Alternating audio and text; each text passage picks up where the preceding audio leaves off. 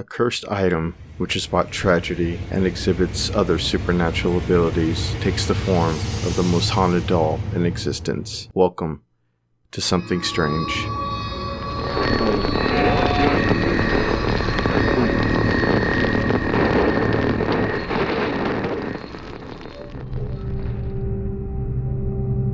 The story of Robert the Doll dates back to the early 1900s, when a young boy named Eugene Robert Otto was given a one-of-a-kind handmade doll by a servant that worked for his parents in his home. Eugene, who everyone called Gene, named the doll Robert and quickly became attached to his new friend. The home where Eugene lived, now called the Artist House, is located at 534 Eaton Street and was built between 1890 and 1898. It was here that Eugene was first given Robert the doll, and a friendship that lasted throughout his lifetime. While he seemed like an ordinary cloth doll, it wasn't long before Robert was involved in strange and somewhat terrifying events. First hint that something out of the ordinary was happening was one night when Gene, who was only 10 years old, awoke to find Robert the doll sitting at the end of his bed staring at him. Screams of help soon followed, and there were sounds of furniture being overturned in Eugene's room. As he continued to cry for help, begging his mother to rescue him, she was finally able to wrench the locked door open. She saw poor Gene curled up in fear in his bed, and the room was in shambles, and there he was, Robert the doll, sitting at the foot of the bed. And when something strange or mysterious or destructive would happen throughout his childhood, Gene could only say Robert did it.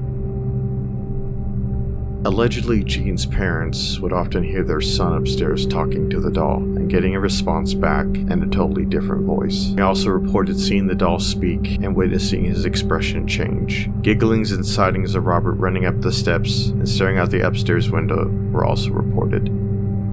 Robert continued to live with Gene throughout his lifetime, and after Gene's parents died, he moved back into their home with his wife Anne. Gene decided that the doll needed a room of his own and placed him in the upstairs room that had a window overlooking the street. Anne definitely felt uneasy with Robert in the house, and although she couldn't put a finger on it, she wanted Gene to lock the doll up in the attic where he could do no harm. Gene conceded, and as one could imagine, Robert the doll was not happy with this new arrangement. Neighborhood children reported seeing Robert watching them from a window in the upstairs bedroom, and told accounts of the doll actually mocking them as they walked to school. When Gene heard about this, he immediately went to investigate, knowing that he had locked Robert in the attic. There was no way he could be sitting by the window of the upstairs bedroom. But to his complete shock, when he opened the door to the bedroom, there was Robert, sitting in the rocking chair by the window. Gene locked Robert back up in the attic several times, each time discovering him again, sitting by the window in the same upstairs bedroom.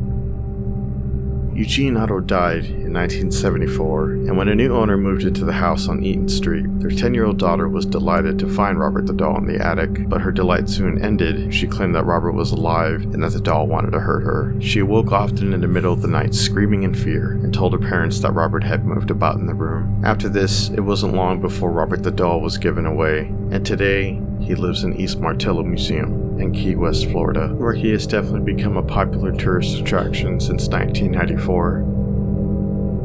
According to legend, some versions claim that a young girl of Bohemian descent gave Otto the doll as a gift or as retaliation for a wrongdoing. Other stories claim that the doll moved voodoo figurines around the room and was aware of what went on around him. Other legends claim that the doll vanished after Otto's house changed ownership a number of times after his death, or that young Otto triggered the doll's supernatural powers by blaming his child mishaps on the doll. According to local folklore, the doll has caused car accidents, broken bones, job loss, divorce, and a cornucopia of other misfortunes. Some museum visitors supposedly experience, quote, post-visit misfortunes for failing to respect Robert. Visitors are definitely welcome to view Robert in a special case at the museum, and of course encouraged to try and get a photo, though most who tried have been unsuccessful. If nothing else, get a close look at Robert and watch him carefully. Try to catch a glimpse of him smirking at you, moving about in his case, or watching you as you watch him. So let me know what you think in the comments below